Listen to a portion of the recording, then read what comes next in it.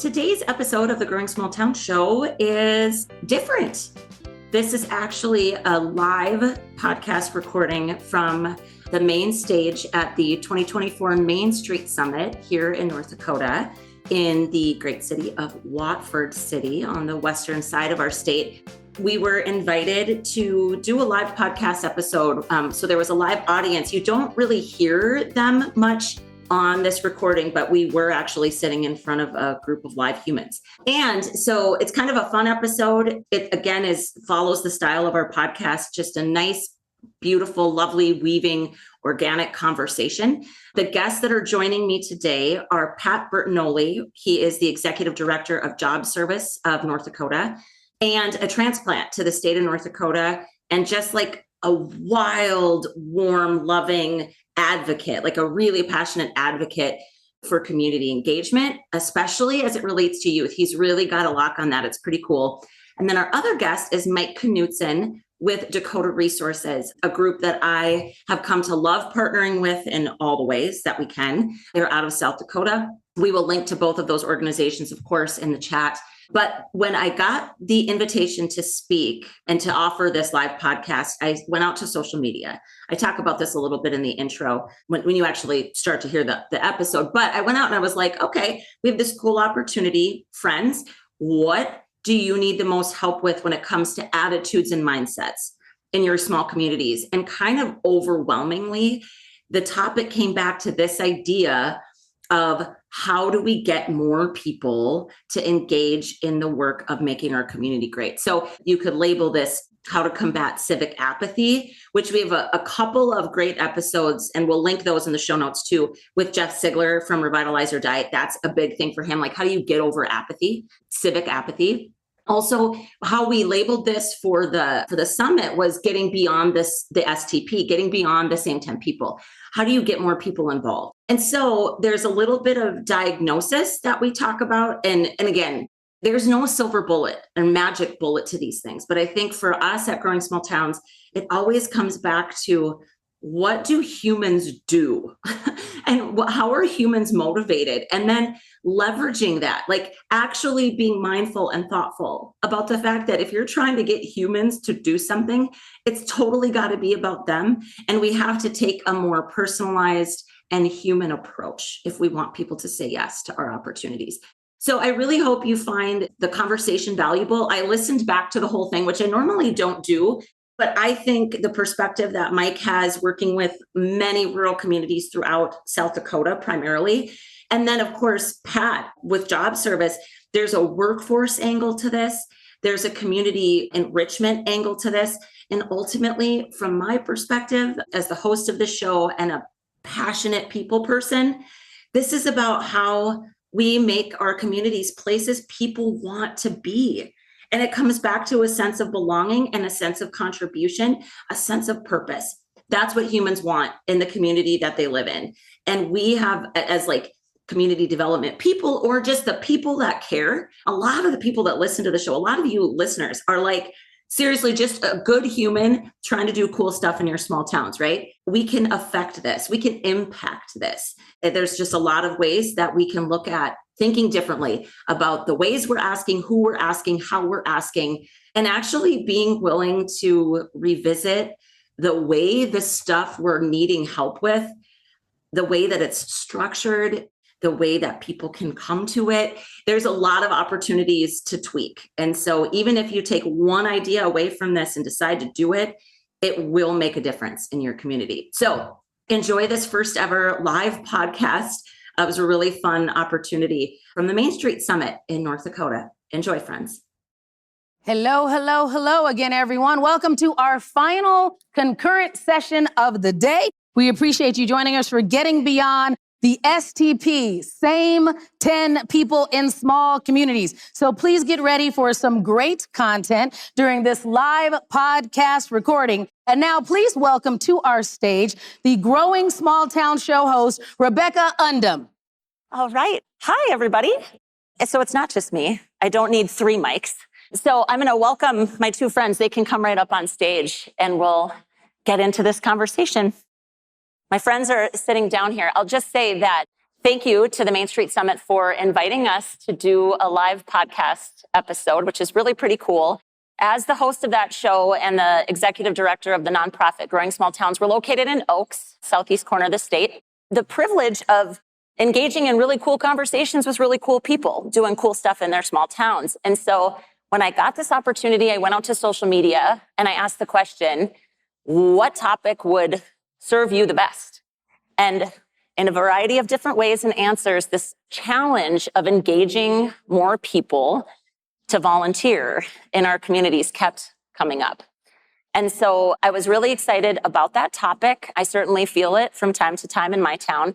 And I'll just give these two the chance to introduce themselves in a minute. But right away, I knew I wanted Pat to join us. Now, he's got such a great understanding of how to get into the hearts of people. And that's really that's the impetus of volunteering. If you were in the previous session with the ambassadors, he really understands how to do that with youth. So I was super excited to bring Pat.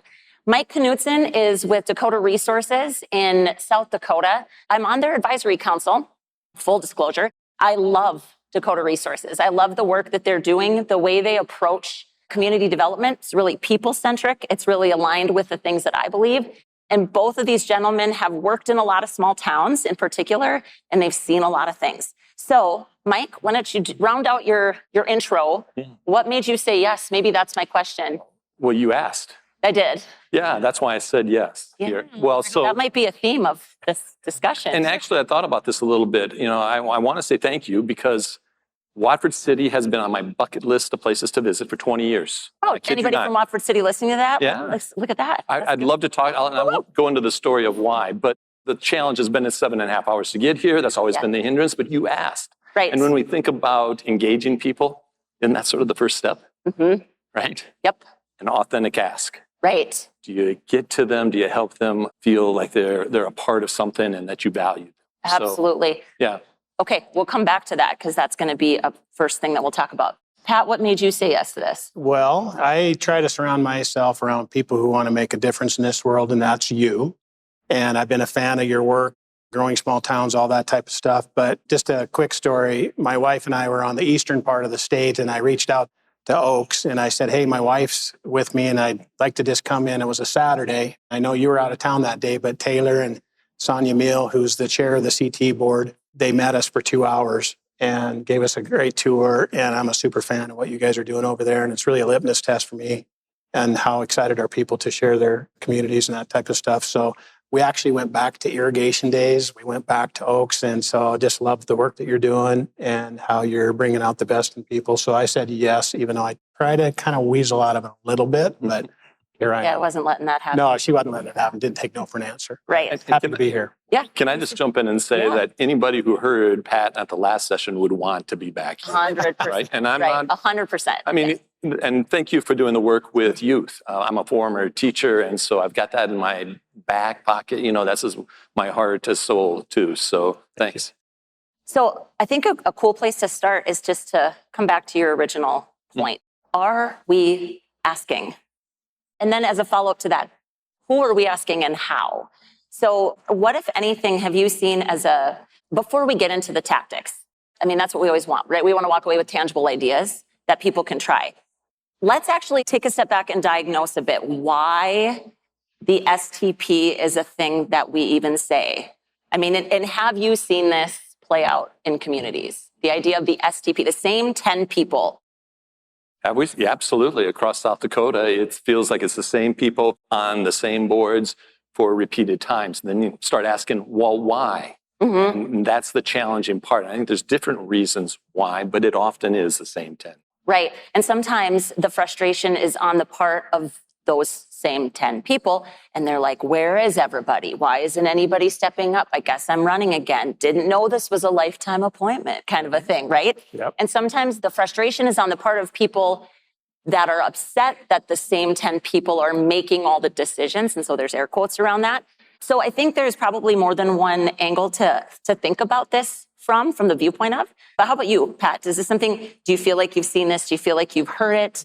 Yes, absolutely. It's alive and well. And, you know, I just even think back to my UPS days where it's a pretty intense environment. But what I really loved about what that organization did is they got us out there to be involved in our community. And really what they were doing is that, yes, you do have an intense job, you do have an intense schedule, but there are people that are less fortunate than you. And so that was really something that kind of opened my eyes. And I actually was the employee relations manager for UPS for a few years and really oversaw that. And, just trying to find people that had that passion and, whether it be Boys and Girls Club or whatever it might be.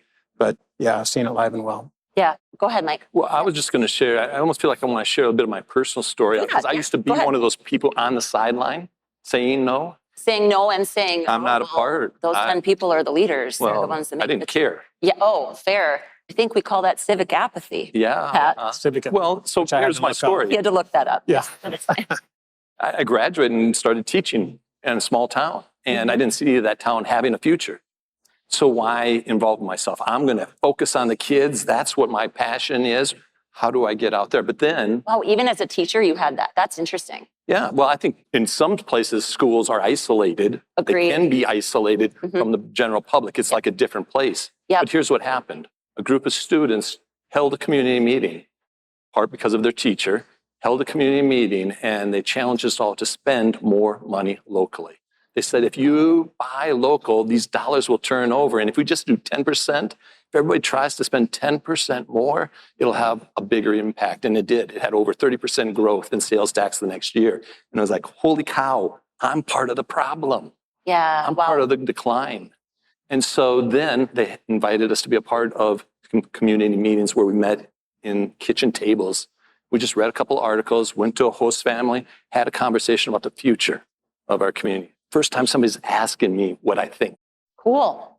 And I was and how did that make you, honestly, what did that do for you at that time in your career? Made me career? feel like I was valued. Right. Made me feel like I had something to give. Made me think that I could do something for this beyond just teaching in the school. It was a paradigm shift. It's what led me into economic development work.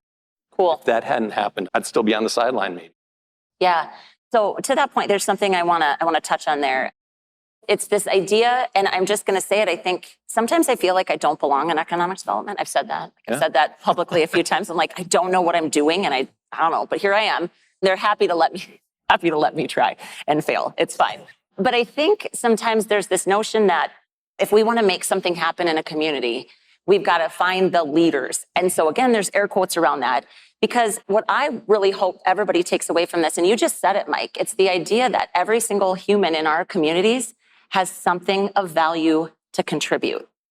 And I think sometimes we get maybe a little too wrapped up in what the official position or job is of these people, because sometimes your job is actually like the least interesting thing about you. Your entire life experience has created who you are that gives you a perspective that no other human on the planet has.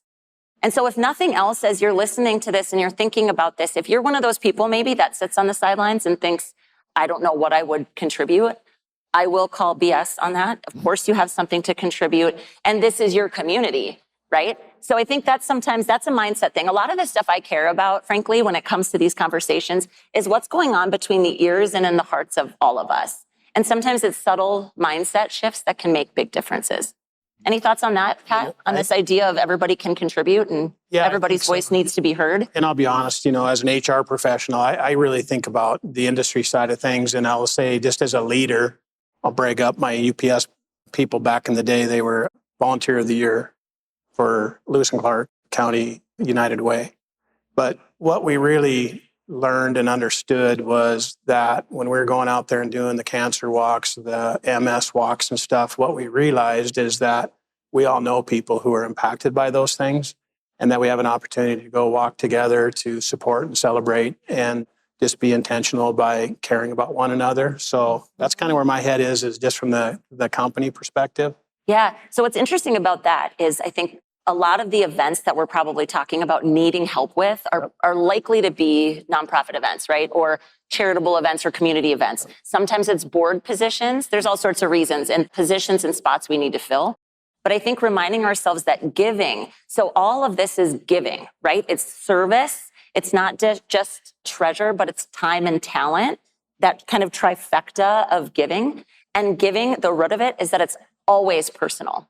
And so you make a really good point. I think maybe we can dovetail into the idea of what are we asking people for, and are we asking the right people the right questions when it comes to how to engage them? Because truthfully, if I am not impacted, I'll just tell you, all of you in the audience, and then all the people that are going to listen to this episode when we produce it next week. If you need help with your cat something, I'm not the person to call. Okay? That's not my passion. I mean, and seriously, I get asked to do all the things, but I patently turn down supporting things with cats. It's just not my thing.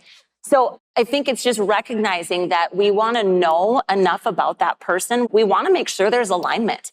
That sometimes I think is a key we're missing in this conversation because we get desperate for help. And then we're like, well, you have a pulse. You seem to be breathing. So maybe we'll ask you.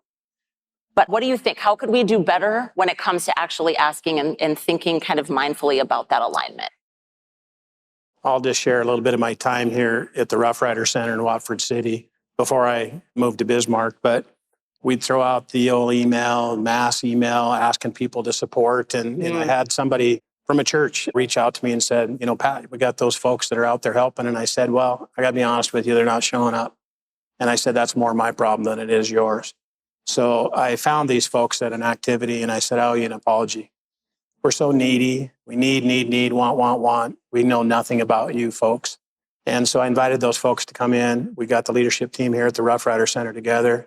And we said, the time is yours. We want to know your story and what your passion is with doing this volunteer stuff. And they were so moved. And some of them actually ended up leaving and wanted a picture with us. But one of them also went back to California, picked up her sister, loaded up their car, and moved back to Watford City, North Dakota. Holy smokes. That's amazing. Okay, so that's a really clear thing that you decided to do, taking that step back. And I'll just say this, if you're sending form letters to get volunteers, to get board members, to recruit anybody, there's a better way. And the better way is even a step towards what Pat just mentioned. We have to be willing to make these asks face to face because it's personal. And so we want to make sure that we're actually inviting that person to contribute the best of themselves. But and we won't know that without asking. But also recognizing them for their efforts, because people don't just want to show up and not be acknowledged. And we all want support, encouragement, and that type of stuff. So I think what gets recognized gets repeated. For sure. Love that. Yeah, a couple things come to mind. I think that your story is the same thing that happened to me, right? All of a sudden, they didn't ask me what I want, but they're asking me what I want for my community. And I felt like I was a part of it. And so that's what motivates us, right? We feel heard. We feel like we're a part of that. And it's kind of cool you say and recognize them. One of the things we do in our Thriver network, which we operate at Dakota Resources, is we allow people to give a mug to somebody who has been a thriver for them. Somebody that's cool. Who has done something to help them. That little recognition. It's like those mugs. People want those dang mugs. Yeah, because that's cool. They're being recognized.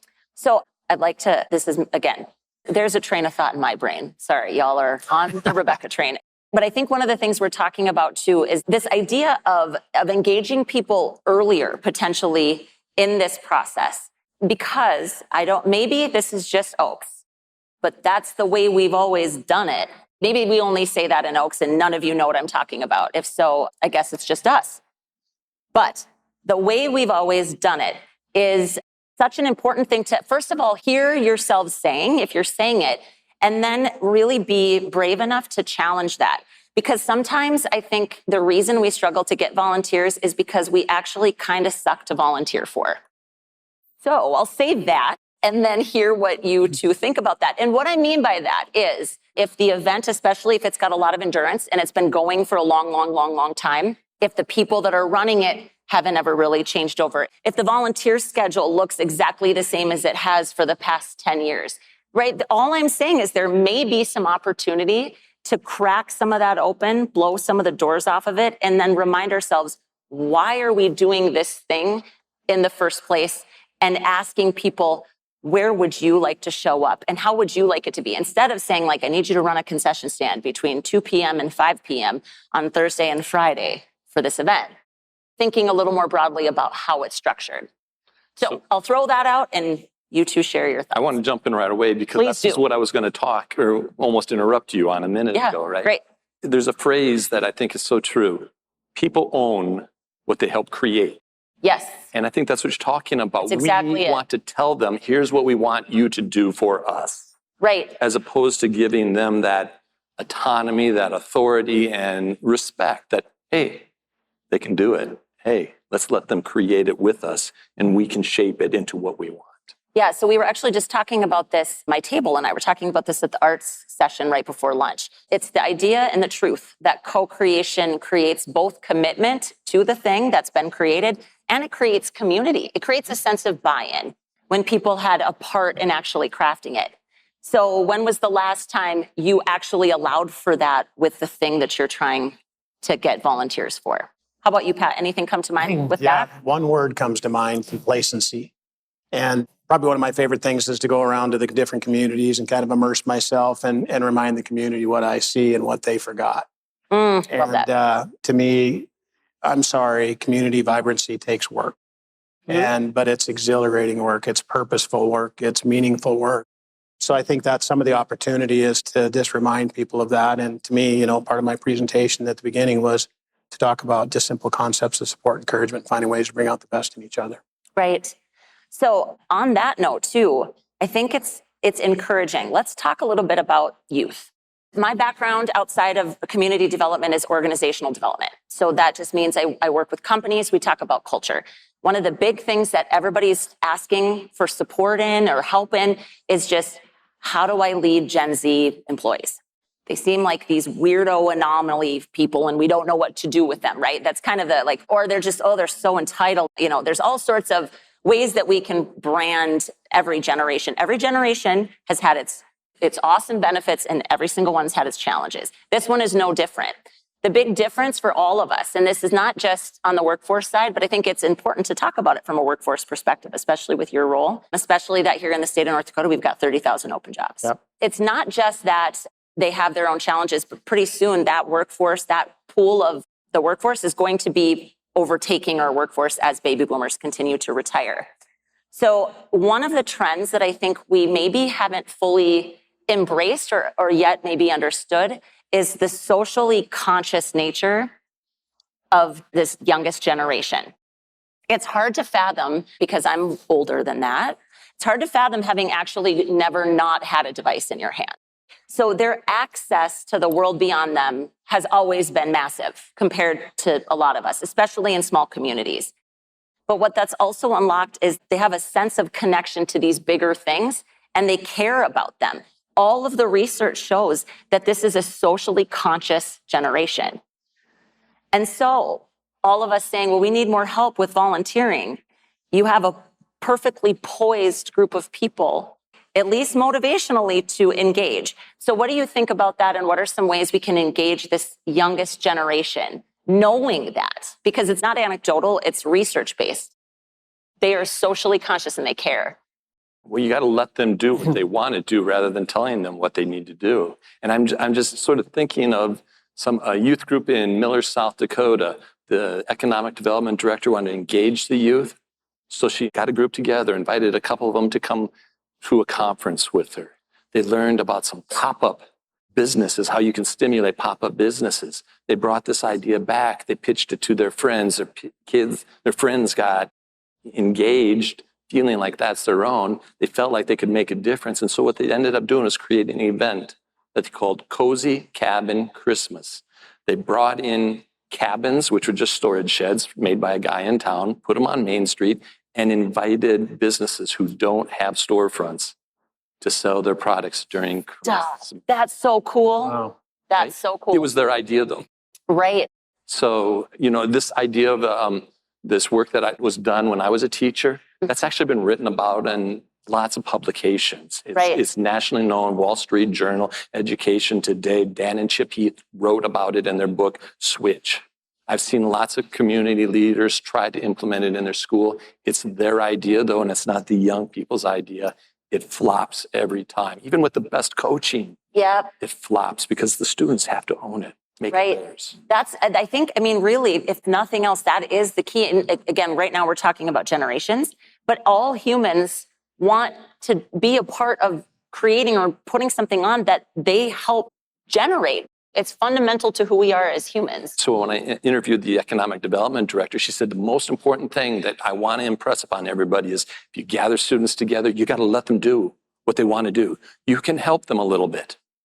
They got to be the ones to do it, and you got to show some action. You got to do something with whatever you ask. If you ask for their input and you don't do anything with it, they're disenchanted. That's apathy. Right. And again, I will say this beyond students. If we're gathering people together, if you're putting out community surveys, if you're doing anything where you're asking for input and you're maybe not acknowledging what you got for feedback or you're not doing anything with it, that is the fastest way to disengage most of the population in your community because they just don't feel like anything's being done with their input. I'm thinking about, I was at a Greater North Dakota Chamber event at Hess in Minot, and I want to say it was 2019 or 2020, I can't remember, but we had 12 students up there, and they said, the question to them, Gen Z, do you need something in return for, participating in different events? And they all said yes, but I'll never forget Lydia McCauley. She said that helping our community with recruiting and retention is something in it for us. And so I thought that was fantastic, and I do think, and again, for those of you that saw the presentation, these were not my ideas. And to your point, it was like, what does this look like to you? I mean, for these kids to want to work on mental health, promote an active lifestyle and stuff, that wasn't my idea. That was them. And you see the empowerment that they have, to go out and want to do great things, but because it's their idea. Love it. So when you think about, let's actually focus for a minute on, go ahead, Mike. I want to jump in with repeated please to do. that. Yep. And because of that experience, they're going to have a different outlook towards engagement, involvement as they move into the world, right? As adults, as they feel grow, like they can make a difference. Now they can still get squashed down by the rest of us if we don't continue that practice, but at least you kicked them off down the right road. So to that point, that actually is a perfect segue. Let's talk about the mindset of potentially the same 10 people. Okay, so I'm not going to demonize the same 10 people. We need those people. I'm not in any way saying that, but this, hopefully what this conversation is to do is to really think about what potentially is getting in our way and what experience can we create for people that'll help open their minds differently, right?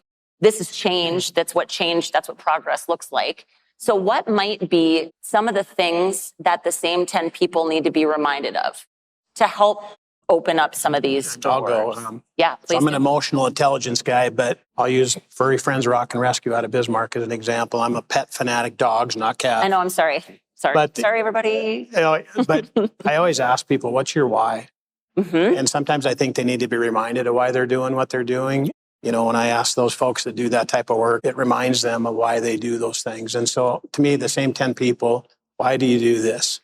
And I think kind of just going back to that, this is the football, like the Vince Lombardi. It's like reminding them, oh my gosh, this is why I'm doing this. And then to me, taking that why and sharing it with others that may have some similar desires to create impact in those arenas, around stuff. So to me, my go-to is, what's your why? Great question. Mike, What do you think? Yeah, so what I was reminded of as you asked the question is just that we work with economic development boards, and often they don't realize that they're the problem or that they're having a negative impact. And I'll give you this as an example. We tried doing some board development with economic development groups about 10 years ago. Nobody wanted it. We know what we're doing. We don't need that. Right. Then we started a little different process. We gave them a survey, and it's really an evaluation, a self-evaluation of your board and your organization, and then had a conversation about the results. And when we had this conversation about the results, all of a sudden we could see that, we don't have new voices on here. We don't have a diverse board. We don't have term limits. Right? They're in the bylaws. Do you follow the bylaws? No. We haven't looked at our bylaws since 1975. So that conversation, we help them make meaning of the results. And all of a sudden they're like, yeah, we could use a little help. It's not that they've been not wanting, they just didn't realize that there was a problem. Sure. I think something that comes to the core of this, because again, there's human factors at play in all of this, right? It's deep psychology. And sometimes they think our same 10 people, their entire self-worth and value and relevance is tied into whatever that thing is that they've been doing for so long. And so it's delicate, it's tricky, but I think somehow, I'll just tell you, I've had this conversation on the org development side too. And usually what it looks like is somebody who's kind of toxic to the culture, but they're only 2 years out from retirement. So, we don't want to ruffle their feathers and, we can't really let them go because they're in a protected, all this stuff. How I've talked to employers about this, and I think we could potentially look at this when it comes to the same 10 people, not being willing to give it up or to let go of the reins, is simply reminding them when you step away from this thing, of your own volition, of course, because we're not kicking you out, how do you want to be remembered? Ooh, that's good. Because, most people don't want to exit the organization. You get a cake because it's customary, but everyone else is just like, oh, thank God they're gone, right? So I think if this person has that much of their self-worth tied into this thing, and it would be a one-on-one conversation saying, and thank them for their commitment and their time and their dedication and their service. And then ask that question, how do you want to be remembered? Because part of my job is to help you reach that goal as this thing stays going, right? Leave it a legacy. Leave it, yeah, exactly. What do you think about that? Have you seen any other ways to engage that group of people? Because it's got to be done with grace and love and care and compassion. I'm not saying we just say, you're the problem, get out. Yes, I love it. I think that's an awesome way. I'm going to try to pick that up myself. I think that a lot of people even realize that they are a part of the problem. They just don't want to admit it. And as part of just having that conversation one-on-one, they're going to see it. They're going to recognize it's time. I think sometimes it becomes about them instead of about the why, the big why. Yeah. Every single person has their own why, but sometimes we need to come all the way back and say, what was this thing even intended to do? How did this thing get started? Even with boards. And that's why bylaws need to be revisited, right? Because that's kind of the founding document. What do you think? Well, I just think that in the world of work and that type of stuff, I can't tell you how many times people have said, well, if you want greater responsibility, find your replacement. So I think there's opportunity to maybe even leverage that a little bit, that you've had such a great impact in this community and would really like perfect mentor to find that replacement and find ways to carry on your legacy. Yeah, I think you can phrase it by saying, we need your help to find the next you. Yeah. Yep. Right? And then they take it serious, but, and obviously with their commitment, with their volunteerism and that type of stuff, I think it means more to them. And it's just pass the baton. Right. Mentor. Yeah, I was just thinking about, as we think of boards, so too often we don't think about who needs to be on the board, and we have a very limited view on who needs to be on the board. And we don't ask the questions about, do we have diversity on our board? Do we have different groups? Different voices, right? Amen, right? Mm-hmm. That's what we need in order to make wise decisions. So as we approach this and have some conversation, it should be about, well, who's missing? That's a great question. Who's missing from the conversation? And it may not be the banker when there's 5 other bankers on that board already, right? That's a good point. And I would say, too, just the opportunity and just what is that network. And I'm just going to be honest, I was talking to the chamber here in Watford City, and they have people that rotate out of this board. I'm like, do you know Jill Leach at the Bakken Area Skill Center? No. Well, I'd be going after her with the work that she's doing. So what's that arena? Are we looking at everybody in terms of the diversity and what they can bring to the table in terms of whatever it is that you're trying to achieve? Well, and I think the other big piece of this that I think is important to think about is what meaningful engagement on the part of residents, what it does for retention of those residents.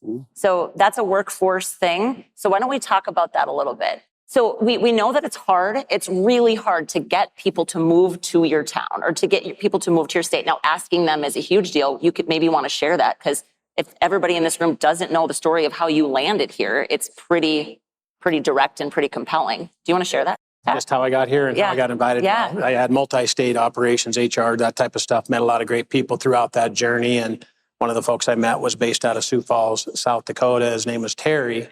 And we were all surprised that he left the organization in 2010. He went to help his hometown with an oil boom. And that hometown was Watford City, North Dakota. And so he had reached out to me in June of 2011. He said, I need an HR guy and you're it. And I said, thanks, but no thanks. I'm not leaving Montana. I'm not leaving UPS, and I'm sure not coming to North Dakota. I love that, like so adamant. Yeah. And no, thank you. No thanks. And, so then he said, well, just do me a favor and come take a look at it. And they made that very easy. They flew a private jet into Helena, Montana to pick me up. And I said, I'm listening. I always tell people, when I came back to Watford City, saw the hustle bustle in 2011, it wasn't the job that got me. Somebody from a restaurant chased after me, the owner at the time, Angie Pelton. And she said, Pat, it was wonderful to meet you. We hope you consider joining our community. We'd love to have you. I had an emotion overcome me. And that emotion was that I felt that sense of community and belonging. And I will tell you, in my time in North Dakota, it's something that I've tried to duplicate for others that come here. But what I've really learned throughout that whole process is just the importance of connecting people to that community and understanding that they do have the opportunity and the ability, and really we need them to get off the bench, get in the game, and deliver and connect and make a difference in their community that they now call home. So what you felt was you felt that you mattered. Yes, and how I say that, they made me feel welcome, special, important, needed, and wanted. Sealed the deal, and I moved my family to Watford City. It's an enormous deal. This is going to sound, it's a plug for something, but I just literally got just yesterday, I got to be a part of TEDx Cavalier. Cavalier is a small town in North Dakota. They brought TEDx to Cavalier. Very cool, because up till then it was Bismarck and Fargo were the only places that had that.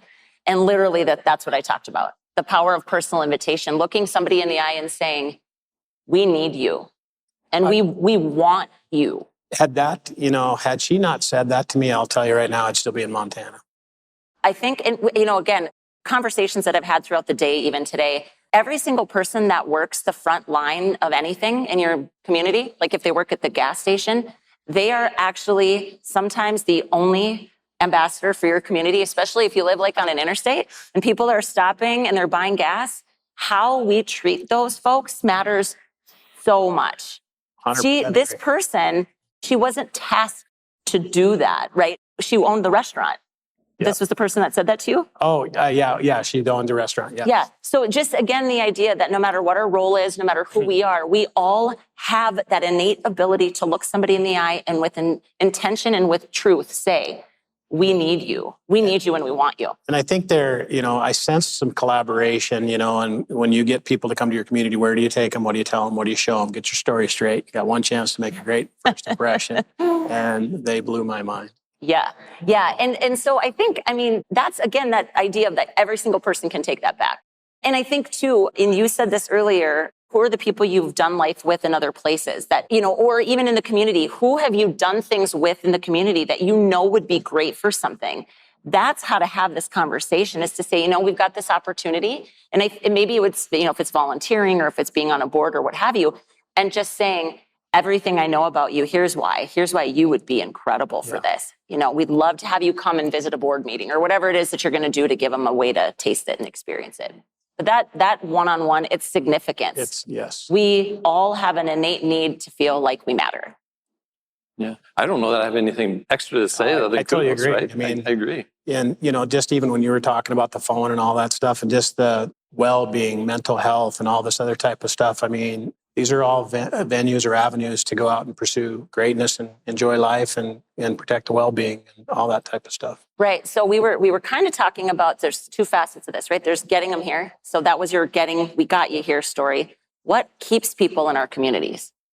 What keeps people in our community? I think it's sense of community and belonging is how I would talk about that. But Riley, who I had on our panel earlier, she's just blossomed and working at the Ag Expo, understanding how important our youth are to even her and her role. And sometimes with the mom and dad, maybe for lack of better words, being a little lazy and kind of focusing on those kids and just really focusing on making sure that they have an exceptional experience and they take the kids along for the ride. So she's completely building this whole network of people surrounded around the kids. And she actually had said to me in some of her notes that I feel so supported. I have no boundaries as far as going out and getting anybody to help. But I will tell you too, that just with her commitment and the things that she's done in this community, people respect her. And they're going to be everybody standing behind Riley Fowler. Yeah. What she's doing with the showmanship and the kids and teaching these kids how to get into 4-H and stuff like that. She's driven, she's purposeful, and people support that. They do. That's what I think it is. What do you think, Mike? Yeah. What is the thing that gets people to want to stay? Well, it's, again, the sense of community, right? And that's what we have to sell. We can do that better than a big city. Yes. Amen. Right? Yes. But do we? Yeah. And it takes intentionality as well. That's the question, right? And so if we create those spaces, those places, those things as individuals and as groups, then we're going to be successful in the long run. And do you have a welcoming committee? Do you have a welcoming initiative in your community? How are you helping somebody get into it? Because as my wife and I don't have any kids, we don't have that vehicle of the school to get engaged. And it becomes tough and thank you for saying that, because that's a challenge. You know, once you have children and your children are in a school system, especially if they play sports or their extracurriculars or whatever, you have a little bit of a built-in sense of community. Those folks that come to your community without that, it is our job. It is our job to understand them, to get to know them, and to plug them in wherever, whatever, because that's what it is. You know, we're talking about how to get beyond the same 10 people. If you've got new people moving to your community, you have opportunity, but we don't want to just rush them and say, like, here's all the open board positions, pick one. Yeah. Because that's not personal. It doesn't at all factor in that they have specific ways they hope to get involved. And it won't have that stickiness effect that we need it to make that our community actually become their home. You just highlighted what Ben Winchester talks about all the time, right? We welcome people into our community. It's important, but when you go welcome them, don't invite them to be on the board or this or that. It feels like you're being pushed into something you don't even know about yet.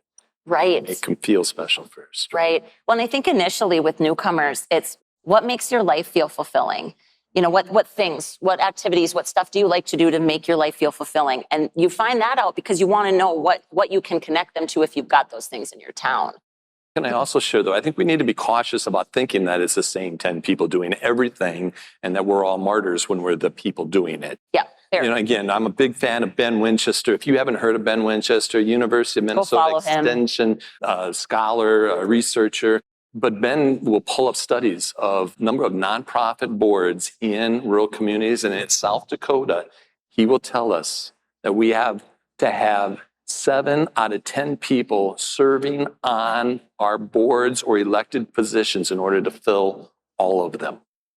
Think about that. 7 out of 10. 7 out of 10. And all the time. You never get off a board if that's the case, really, right? And then there's just one other thing to think about. We're actually coaching a group of communities through community survey process, how to create it, initiate it, get the feedback, and then share that feedback with your community. And one of the things that a colleague shared with the group just on Monday was we were working in this town of about 500 people. The older people said, younger people don't want to get involved, so let's figure out what's wrong. Well, what they discovered is that the young people were involved, but not just in the things that the older residents were doing.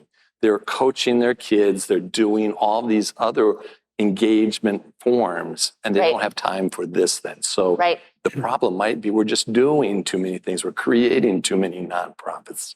Yeah, for sure. For sure. It'll be interesting to see what that trajectory looks like in the next decade or so. You know, this path I've gone down to work with our youth, you know, as I kind of reflect on that, why am I here and why am I doing this? But we do have kids and they're all out of the house. I was traumatized by that. You raise them to be independent and then they take off and I'm like, wait, they leave you? What are you doing? And it's like, I still want 65% of your time. Start out high, negotiate down to 50. Which is why I love dogs. They still need me, and I tell my kids that they do. I recognize loyalty. But really, just in getting involved in stuff, it's to replace something that I don't have anymore, but it's very meaningful to me. And so I think that kind of exploring that, I think you said something about can't remember how you worded it, but that makes me feel safe. It makes me feel whole. Sense of significance. Yeah. You know what? The other thing the research in this will bear out, and you're speaking to it directly, is that sense of significance also means that we're relied upon. Yes. We all have an innate need. The research on that's really compelling, that we need to know that we're needed in some way, that somebody somewhere is leaning on us. That's actually a fundamental need. So it's just this balance of how do we help the ones that feel like they have to give everything of themselves, the martyrs, because that's not healthy either. It's not good for them either. It's not good for the longevity of our organizations or our events either. Okay, so while we're coming up on close to our 15-minute time period, we want to open it up to questions. And so maybe we'll give the team a chance to get some microphones out so you can ask us any questions about what you're struggling with in your respective communities. So you've heard a few things as far as things to go check out. Ben Winchester is absolutely amazing. My favorite comment, I'll just share, that Ben shared when he came on my podcast, was this idea that the way we talk about our towns, we have to own that and control that because nobody's going to move to your town out of pity. You know, like, wow, it really sounds like they're sucking. They need my help, people don't move to our towns because they feel bad for us. That was a Ben Winchester thing. The other person that I really loved listening to, and I like the way he thinks, I like his reflections, his name is Jeff Sigler. He writes a post called Revitalize or Die. And so one of the things I'll share is that one of the ways that he thinks we can combat this idea of civic apathy is just to take action on something, which I love, right? Like you don't need to have a planning committee or have a planning meeting to figure out how to get rid of weeds on Main Street. Just grab a few of your friends, bring beer, bring garbage bags. You know, you don't drink beer while you're pulling weeds on Main Street unless you have ordinances that allow for that. But some of these things don't have to be overcomplicated. If you see a problem or something bothers you, think of small ways that small steps you could take to fix it or improve it. Yeah, and sometimes you don't have to be on the board to go make a difference. That's right. Exactly. And it's about gathering your crowd. That's another phrase that we like to use. And that's actually what inspired those Miller kids to go do the thing, right? Yeah. They gathered their crowd and went and did it. Right. Well, and back to your point, that's the power of smaller communities. And honestly, everybody in North Dakota, we're living in smaller communities, right? We're all rural. But we can influence change quickly. We can shape our communities quickly. And I think sometimes instead of saying nobody cares and nobody wants to do it, we have to just remind ourselves it's a fundamental need to every single human on our planet. And one thing I just want to throw out there while I'm thinking about it, but, everything in life is about recruiting. So I used to throw out the NDSU Bison football team when I was working with different organizations. Do you think they have a hard time recruiting great players to their team? And the responses were, oh, no, Pat, they're national champions. They got great mentoring program, playbook, great coach, all that stuff. And it's like, you're spot on. They got a very deep bench of great players who want to play for their team. So my next question is, do people want to play for your team? And if not, why? You just told me what that looked like. So I think when it comes to this apathy, that if we're not recruiting people to those important roles in their communities, really got to take a look at the recruiting concept of it. And are we having fun? Yes. Are we enjoying it? Yeah. Because otherwise we're not making a very pleasing sell, are we? And the opportunity to do outreach, education and outreach, that's what make things move. And what does that platform look like to recruit people to this? And it might be involving people that you don't think have any interest in it at all, but it's education and outreach, and you just never know that person, who they go talk to and all that other type of stuff to share that experience. And so to me, even looking at just the recruiting platform. Yeah. Okay. So let's see. Are there any questions that the audience has? If you've got questions, get your hands up high so our runners can find you. Awesome. He understood the assignment. He stuck his hand right up in the air. So in the last session I was in, I believe it was a Watford City commissioner brought up this dynamic where back during the pandemic, we had people moving from the metropolitan areas, the people on the coast were coming to the flyover states. Right. And one of the challenges, and they would come in and want to get involved with the communities. Heart was in the right place, but they came in and from their perspective, they just saw all kinds of dysfunction. And they wanted to turn a small town in North Dakota into the place where they left. And right. So that was kind of what are your comments on that type of challenge? How do you deal with that dynamic? How do you process those people and their desire? They want to help, but they want to turn, your town into the place they left. So thank you for that. I think the one thing I would say right off the bat is somebody has to take it upon themselves to sit down with that person. I mean, because again, this has to happen one-on-one for that, I think, to be meaningful or impactful.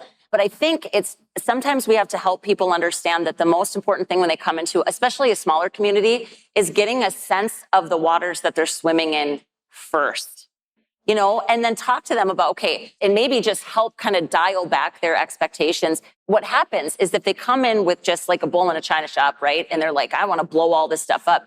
It can create a lot of animosity and people have long memories.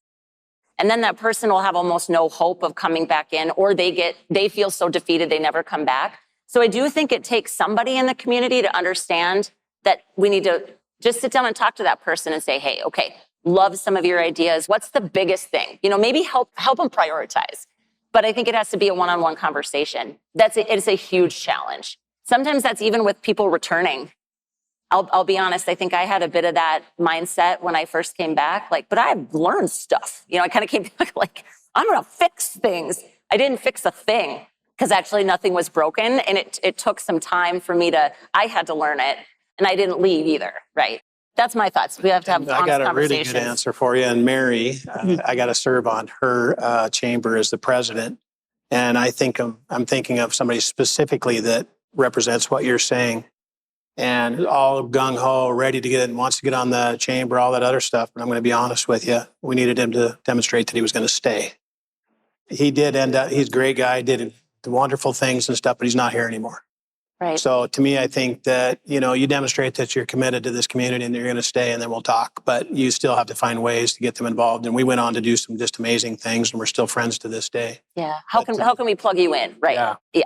But well, I think I heard the governor, and so this may not be the perfect answer for you, but I think I heard the governor today use the words, we've got to lead with our curiosity. And we often use the question. Ask the question. It's not the question that's analytical, that's about why can't we do this, but how might we? How might we is a great phrase that we use all the time in the work. And so you might just have a conversation with them about, well, how might we do this and what might happen, and just dig in and have some conversation so that they at least feel heard and feel a part of something there. Yeah. And hopefully you can co-create something together at some point. Get them involved. Easier said than done. Yeah, get them involved in something in a way where maybe there's less resistance too, depending on what it is. Yeah, big almost challenge. Build their skill set for future opportunities. Yeah. And you demonstrate that you're committed, and let's go. Okay, great question. Anybody else have a question? Go ahead, Mike. Let me ask a question here. So if you're the leader, a board president, the executive director, and you've got an idea, how do you get other people on your board to come on board with you? How do you get people to buy into it? Anybody want to, either of you take that? Yeah, so I guess I'll share. I have a framework that we're actually going to offer as a takeaway here in a moment. But this framework is basically just how stuff happens, okay? How change happens, how we get results. And basically, when we're coming at this work from an influence model versus we're trying to make changes and we get to control the behavior that's needed. If you're trying to lose weight, you're the one that has to do the stuff. Like, it's not anybody else's problem, right? But when we're changing when we're trying to influence people, we aren't in control of what they think and feel, and their thoughts turn into their beliefs, and their beliefs turn into their actions, and their actions are what drive our results, right? We're only responsible for how they interact with us or with the thing in question. And so that's the only thing that we can actually change or tweak or turn. So with a board, if you're trying to say, okay, this is the thing I want to do, I mean, what you could do is just sell it to them and say, well, let's just get on board. It's not going to work. So designing it, your ask, your presentation, everything to say, okay, what do they need to think and feel about this thing in order to say yes to this? And what might be the barriers in place? And then you can thoughtfully design it, because sometimes people need data, sometimes people need feels, sometimes people need a combination of those things, right? But we need to really get into the psychology of it and say, what does a person who would say yes to this thing need to actually think and feel and believe? And I know that sounds really complicated, but it's how humans work. So I couldn't say it any better, and I can't say how you said that, but I feel exactly everything you said. Perfect. Well, there. Yeah. And I want to say just in another way of if you're the leader, ask for some advice and ask for input. Oh man, for sure. Right. And you're maybe taking all those things that you just mentioned into consideration in that advice, but that's how you help them feel like they had to say in this. Yeah, one of the challenges with getting a board to agree to stuff is, again, giving is personal. Commitment to ideas is often personal. So I don't know, anybody else in their, these communities have any problems with housing? I'm sure we all kind of do. Any of you have any board members that don't really think it seems like that big of a deal because they have a house, so they don't see the housing problem? I have seen that and faced that. So sometimes the people we're trying to get to say yes to something don't personally have that problem. We need to come at it from that understanding and get that there's a lot of education that has to happen for them to understand, A, that it's a problem, B, that they should be excited to do something about it and that our solution might be a way to address it. So sometimes people just aren't problem aware. They don't know what they don't know. They don't know what they don't know. Okay, the last thing I want to talk about before we wrap here, one of the things that came up in the feedback when I first asked, my social audiences, like, hey, what do you want to learn? They talked about how do we develop a mindset of abundance. Now, our governor talked about that a bit, which I was really, not surprised to hear, but I was like, what a great tie-in. The opposite of an abundant mindset is a scarcity mindset. I would also throw in with this, the opposite of a growth mindset is a fixed mindset. I do think sometimes these can be challenges, especially in our rural communities. What ideas, if any, do the two of you have to help move that needle? Or what kinds, how do we have conversations to help people break out of that? And even if it's small shifts, because sometimes that's the best we can do.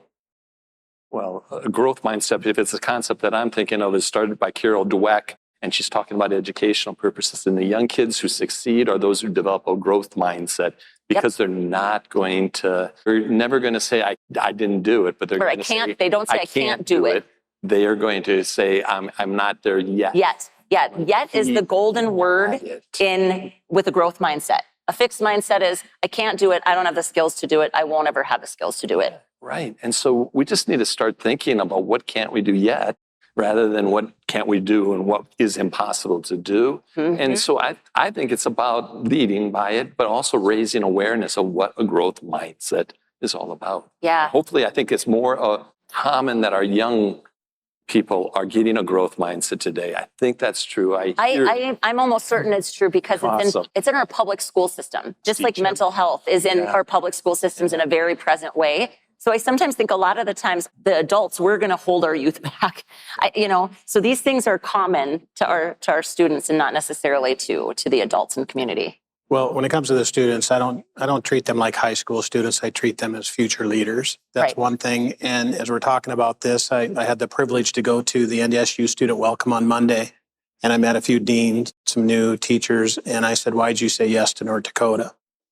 And the dean of the Health and Human Services, she said, she's so visionary and she's got all these great big ideas and stuff like that. And she said that why she said yes to North Dakota is everybody said, let's do it. And so to me, it's just supporting that, the abundance, and just, you can dream it, you can do it. And I was really moved by that, because I think our state as a, in general stands for that. And it's, how do we incorporate that mentality in our communities? And to even Riley's point, there's no boundaries for the things boundaries. That we can do. I think, so scarcity mindsets is that belief that you don't have what you need. Yeah. And so sometimes I think we just have to say, well, what do we have? Especially when it comes to volunteers and people. Who do we have in our communities?